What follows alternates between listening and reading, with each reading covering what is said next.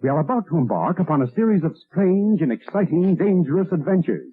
Adventures that will lead us to all parts of the world. Hello and welcome to another Bad Comic Review. This time we are looking at Night Terror's Superman Issue 2. This is a two-part micro-series from 2023 and it ties into the Night Terror's event mini-series. This issue is written by Joshua Williamson, art by Tom Reilly, colors by Nathan Fairbairn, letters by Ariana Maher, cover by Gleb Melnikov, assistant editor was Jillian Grant, edited by Paul Kaminsky. I don't much care for the cover. I don't know why Supergirl's one leg is like 7 feet long, and her back leg, which is supposed to probably look smaller because it's a perspective shot, looks normal sized. So I don't know what's going on with that giant stilt leg. That doesn't come into play at all in the book. There are some skeletons in the book, but the cover is very, very deceptive and has really nothing to do with the story. We do have this flashback of Kara's nightmare on Krypton where her dad showed her a skeleton and it came to life, but in the nightmare it kills him, and then all these zombie Karas come out of the ground wearing her old costumes, and that's how she broke into Superman's dreams somehow, so they have to deal with that. And in the real world, Aquaman is helping things along. He's found Superman and he's taking him to Supercorp for some reason, and he's also got the Atlanteans working on securing the planet and assisting with that, even though Mera seems to object, and she seems to have some very anti-surface world bias because they're polluters or whatever. Kind of racist, really. So they get Superman hooked up, and Mera figures out a way to wake people up because they figured out why the Atlanteans aren't damaged by this nightmare wave where other people are. So her and Arthur figure that out, but he has to fight off one of the nightmare creatures while Mera tries to work her magic. Also, it looks like Marilyn Moonlight is kind of aware of the situation as well. She doesn't do anything. She just sort of looks at sleeping Lois and Kara and is like, "Nah, everybody's asleep," and that's about all we get out of that. And Superman and Supergirl are able to get into Lois's dream, and that's when the Super Reaper shows up and Clark has to overcome his nightmare. And finally, everybody is starting to wake up, and they have to reconvene for the big final fight in Night's End. This was only okay. The Aquaman parts would have been more interesting if Mera wasn't such a whiner about everything. She really doesn't seem to like surface world people. She's kind of a bigot that way. I mean, their culture is different, but the surface world people are still people, and she doesn't want to help them, which is pretty disgusting actually, coming from somebody that's supposed to be a hero. It's very out of character for her, but they've changed a lot of these characters around in the last decade to make them much more unlikable and much more heavily focused on activism and intolerance than anything else. So Mera's generalized intolerance towards surface people because there are some polluters is pretty despicable. But my main complaint about the book is I hate the art. I think it's blocky. People's faces change over the course of the issue, and I don't think it's consistent. There's too much heavy line work. I think if the inking wasn't so heavy, maybe that would change it a little bit. There are some decent panels. The artist understands what they're doing. I just don't care for this style. So for the style it's in, maybe people like it. The colorist did a good job though. The colors really popped out, probably because of the heavy outlines on everybody and heavy shading, but it's a mixed bag because that brings out the art more, and unfortunately that's the element that I didn't like. And I thought the story was okay. The way they figured out how to wake people up was actually really good and really interesting, and really does affect how the story could have played out if they had uncovered this sooner. So it's a bit of a mixed bag, but if you're going to pick this up, there's no need to pay the full cover price for this. Get it out of a discount bin and read it that way. I would recommend reading it if you're reading the Night Terror stuff because of the elements in here that do relate to how they could wake people up. And I was happy to see the Atlanteans step up and help people that they would largely seem to consider enemies through their own bigotry and intolerance. But that's going to do it for this one. Thank you so much for listening and supporting the channel. If you enjoyed the video, please hit the like button and don't forget to subscribe so you don't miss future reviews. If you'd like to help the channel out in other ways, links are in the description to various support methods. And as always, we hope to see you on the next one.